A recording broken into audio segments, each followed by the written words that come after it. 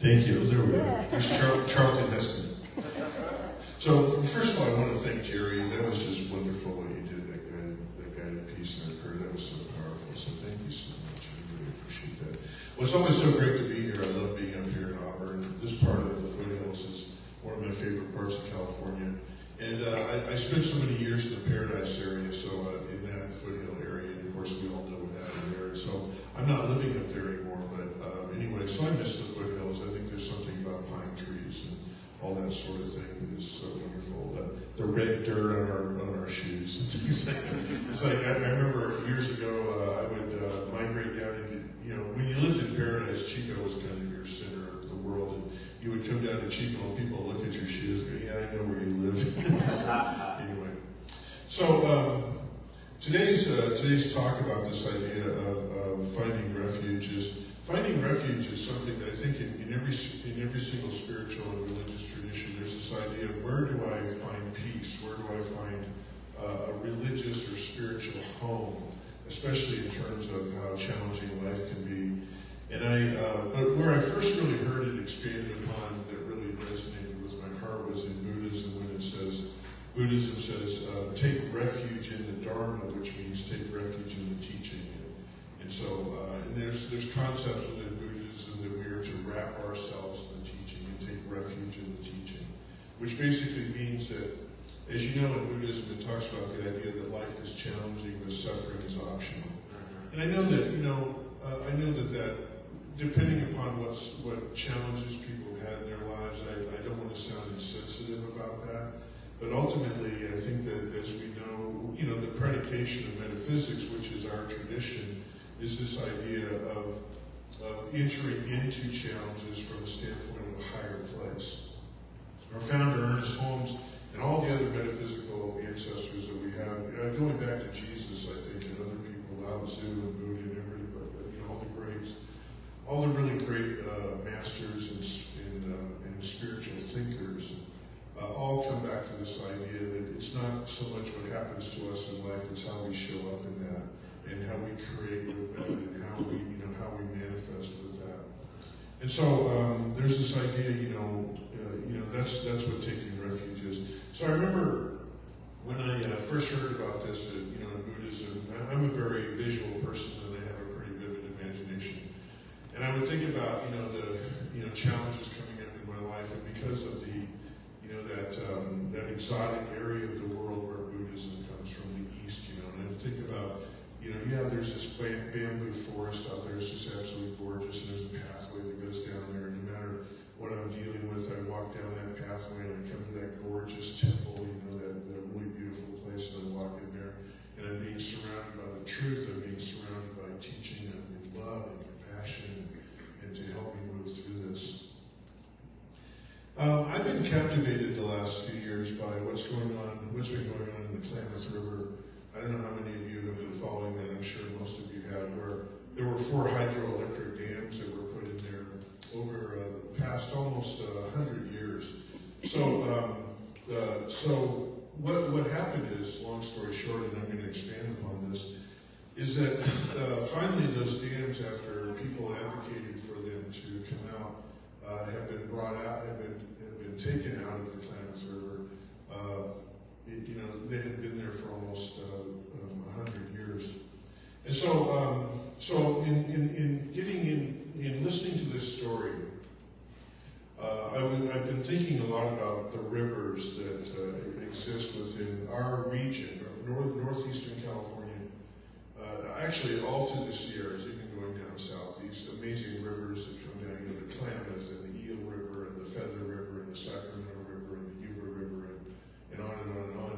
And they all are similar in nature. They were created, during the glacier times and the post and pre-glacial times, the shifting plates and volcanic activity, and each one of them puts together hundreds of square miles of what's called watershed, and that's important in terms of what I want to talk about today, the watersheds. In other words, the streams that come into what we end up calling rivers. And so when you think about all these rivers that we're familiar with, sometimes the larger tributaries, those streams actually have names, and so those people like to go up into those places are absolutely So the Klamath River, when we talk about the headwaters are 245 miles from the Pacific Ocean. And the dams that were built there between 1903 and 1962. Over the past 20 years, tribal leaders, and so there were about 4 Native American tribes who existed along the Klamath, and the communities, so we have the 4 tribes, but within those tribes there were numerous communities, existed along the Klamath River for hundreds, if not thousands of years. What also existed in the Klamath River was a major salmon run for the entire West Coast that existed there for hundreds of thousands of years. And so I think that for a lot of people whose awareness isn't real super broad regarding Native Americans, we think of the Plains tribes of Native Americans and we think of the buffalo culture. Well, out here in the West Coast, we think of it is the salmon culture. And so whatever the buffalo meant to the Plains tribes, the salmon meant to the tribes out here. The salmon and the acorns and those kinds of things. And so over the last 20 years, a coalition of tribal leaders from all 4 of these tribes, a coalition of them and environmental and commercial fisheries advocated for the removal of those dams, which has been completed, which is really amazing. And so the significance of that is that while hydroelectric dams allow the water to go through, so you have the headwaters and then they go to the Pacific, what you have is you've broken that river up. And so it becomes like, instead of 1 river, it becomes 4 or 5 rivers. And so there is a barrier there. And so basically what that means is that salmon who have been using that river for thousands of years to find their spawning grounds, which have been in these streams, the tributaries. So not just the river, but the streams. And I promise I'll make sense of why I'm on that like a chicken on a bug, you know what I'm saying? I'm going to talk about that. And so so salmon have been deprived of their ancestral spawning grounds for roughly 100 years. So I sat down and did some math. I talked to someone who knows a lot more about salmon than I do, and we figured out that means about 60 generations, give or take, were deprived of those headwaters and those streams. Now this is why I'm going to come back to the streams. Most of the spawning was done in those streams. Not just the river itself, but within those tributaries.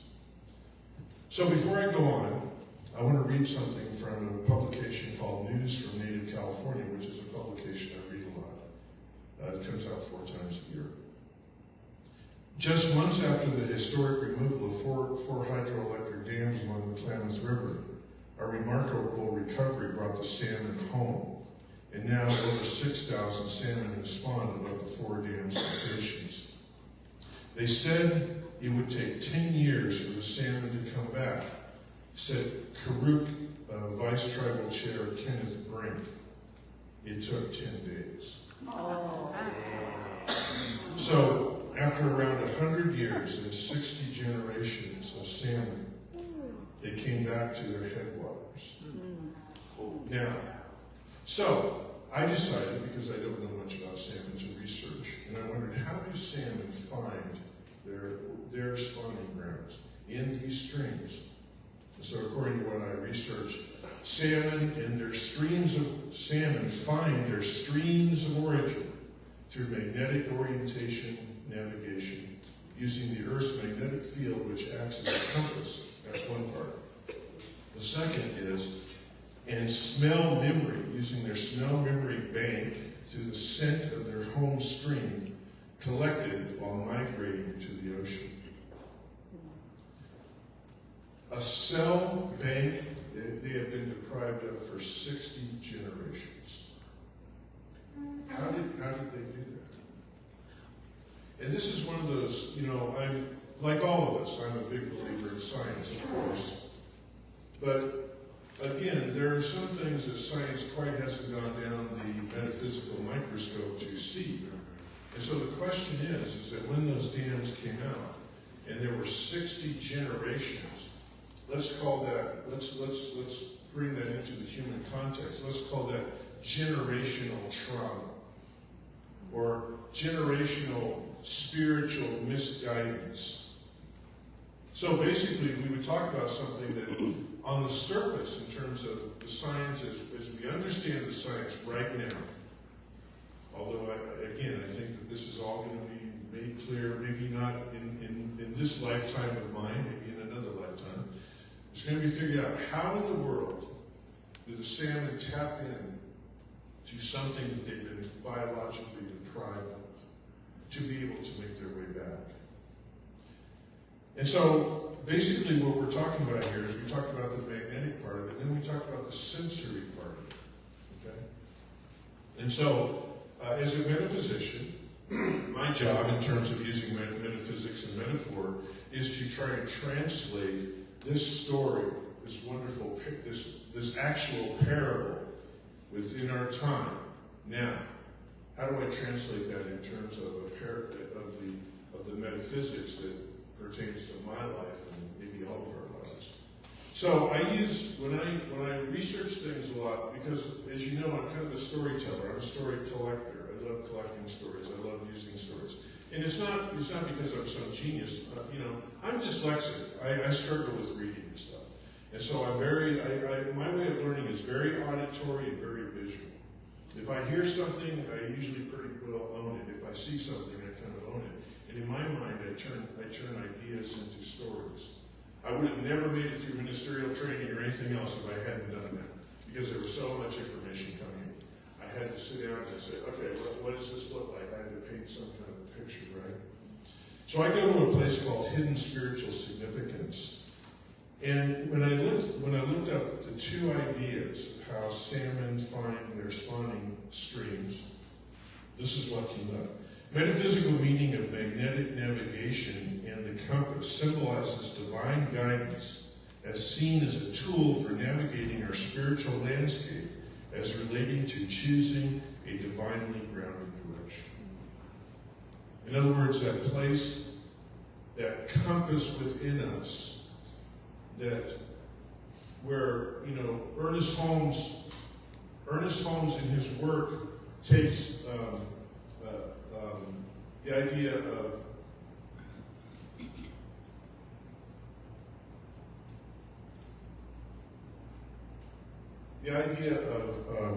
what we see in animals very often, we call their interguidance, and we call it intuition or instinct. Holmes took the idea of instinct and intuition. Instinct, we think more of the wild beings, the beings we call wild, and intuitions being human. And he said we need to think of those in the same way. That's what the magnetic ideas translate to metaphysically into our lives. What does our intuition, our instincts tell us about something spiritual? And then secondly, the metaphysical meaning of sense memory, in this case scent, navigation associated with spiritual significance to divine restoration or healing. Touching our most ancient of deeply held ancestral memories, spiritually integral to helping us navigate the healings of the here and now. And so in this way, and I look at my own life, I come from a religious tradition for I have no idea how many generations of that religious tradition. But as I lived my life and I began to move forward in my life, that tradition began to fail me. It didn't show up in the way I needed it to. There were barriers, there were dams in my life that I could not navigate with that tradition. And so, I want to come to, when I was in ministerial training, having found metaphysics through religious science, and first of all, I kind of found metaphysics in college. I did comparative religion and Native American traditions and other traditions and earthly traditions and Eastern and blah, blah, blah, man's religion and Judeo-Christian, and I was looking at it all because I was at that time an atheist and I just thought I was having fun. But actually, my intuition was leading me to, I was looking for something because at the same time I was creating a real big mess in my life with all kinds of ways. And so, in college, instead of taking what I should have done for my major, I would take these other classes because I found them interesting. And And so anyway, so I found a little bit of metaphysics in there, but when I finally crashed and burned and I walked into a religious science church for the first time, and I was like completely amazed at what I found, I was turned on to Ernest Holmes, who was the founder of our tradition, but a great deal of respect for it. Now, when I was in ministerial training, I got turned on to the Fillmores, Charles Fillmore and Myrtle Fillmore, who founded Unity. And I found in Charles Fillmore this incredible metaphysical scholar in terms of being able to flesh out the meanings of metaphysics. So if you look at Fillmore's material, if you ever find any of his books, and you really want to get to know metaphysical terminology, and you look up words, and you get into consciousness, Fillmore covers the whole waterfront, and there's all kinds of consciousness. There's probably, I would say, off the top, 10 to 12 ideas around consciousness, where consciousness lives. We literally live in a sea of consciousness as human beings in this universe, and so we think of all that consciousness. And then at the end of his ideas, he kind of distills it all down into a piece around consciousness that pertains to us within what's now called New Thought metaphysics. So Charles Fillmore says, to rise out of material consciousness. What's material consciousness? This. It's everything that we can see. It's everything that we physically experience. It's our life. It's all of that. Okay?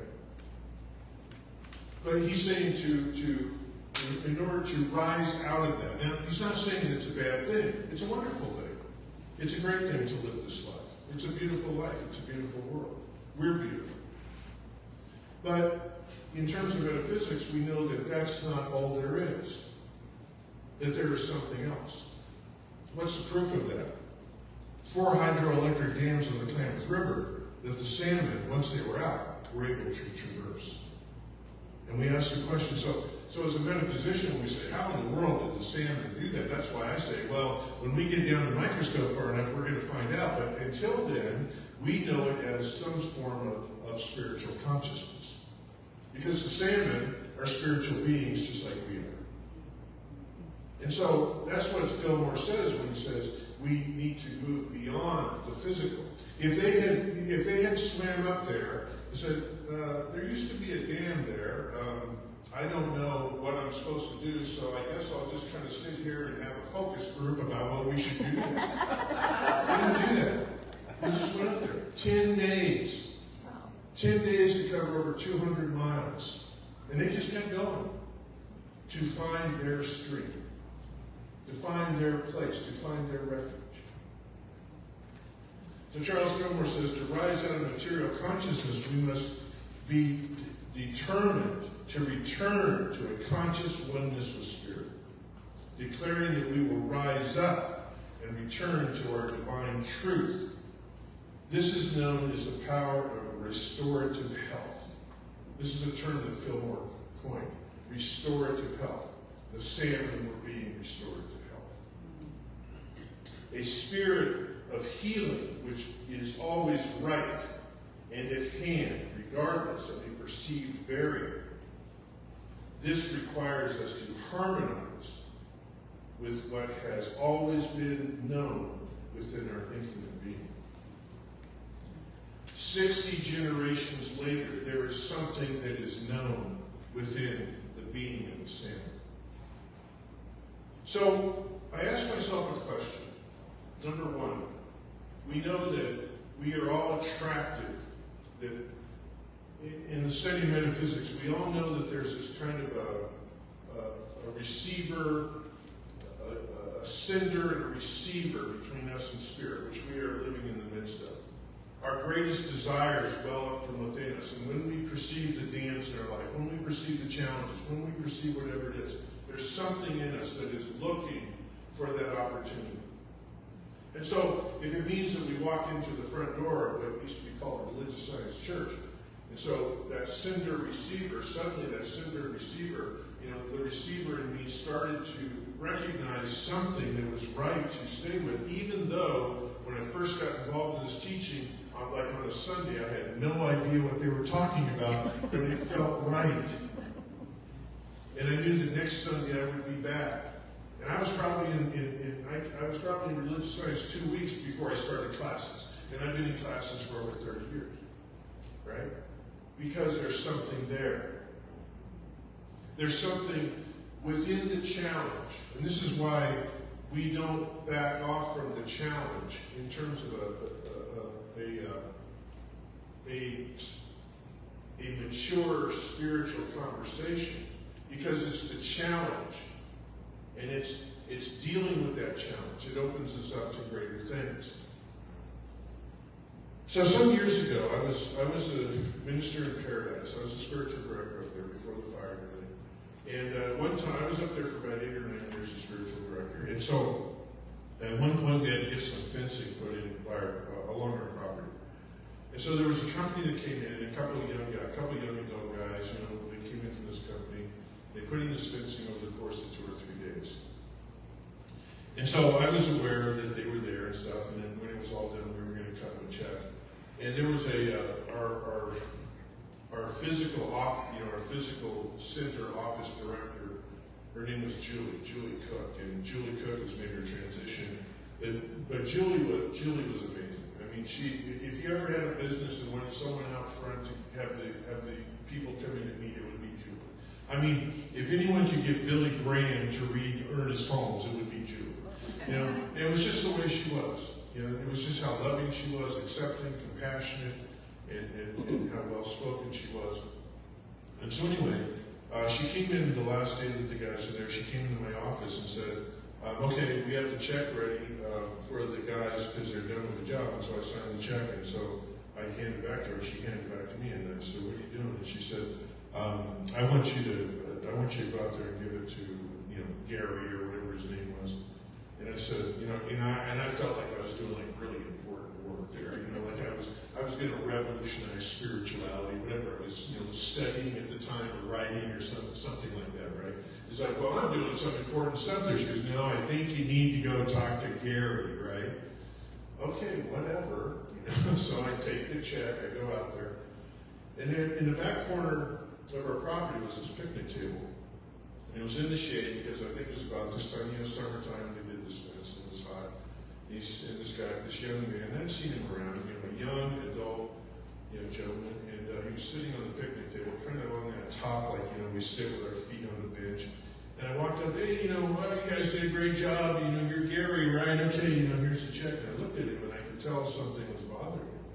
I said, so, how are you doing today, Gary? He's like, I don't know what's going on, but I know Julie sent me on some mission, right?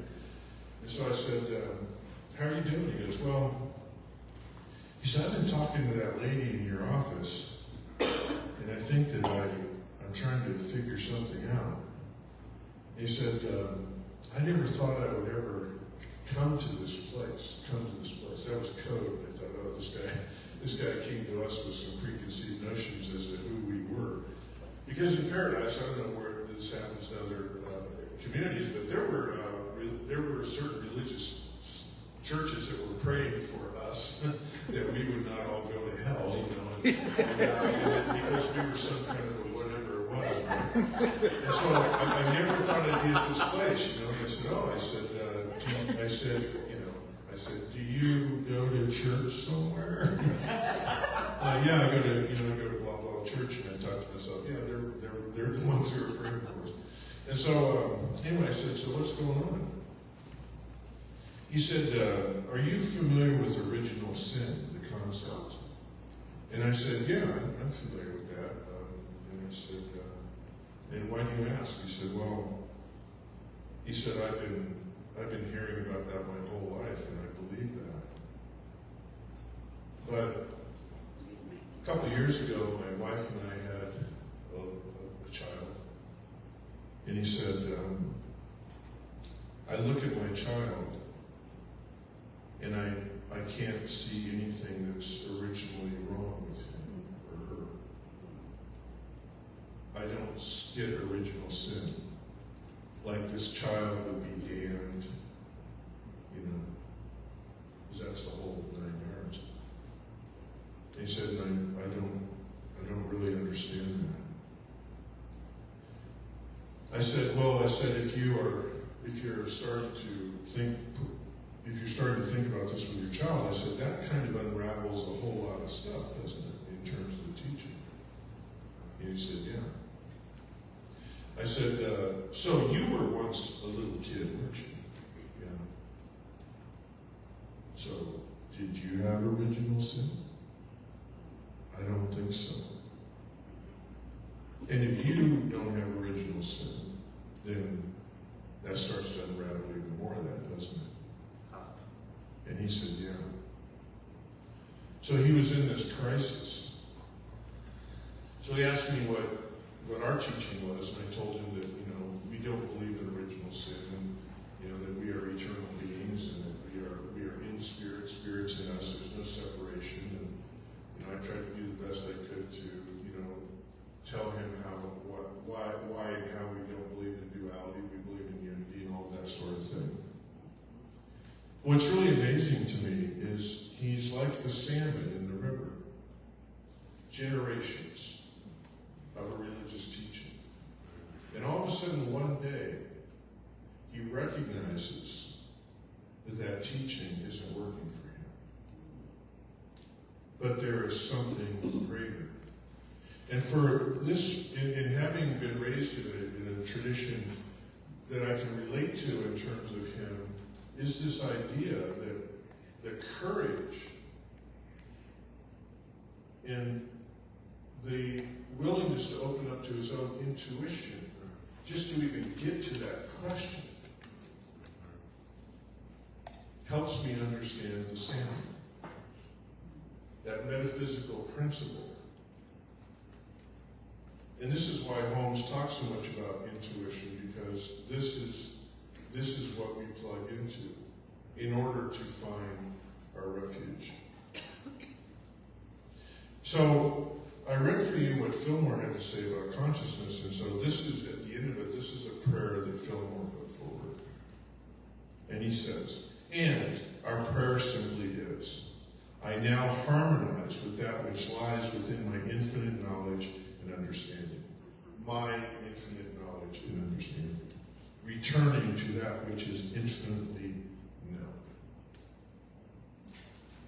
When his child was born, suddenly a switch, and he plugged into something very ancestral that is known, that transcends religion. My greatest desire for anyone who I'm around, and I work in the addiction field and things like that, is my greatest desire is that just listen to that still small place within you where the refuge is,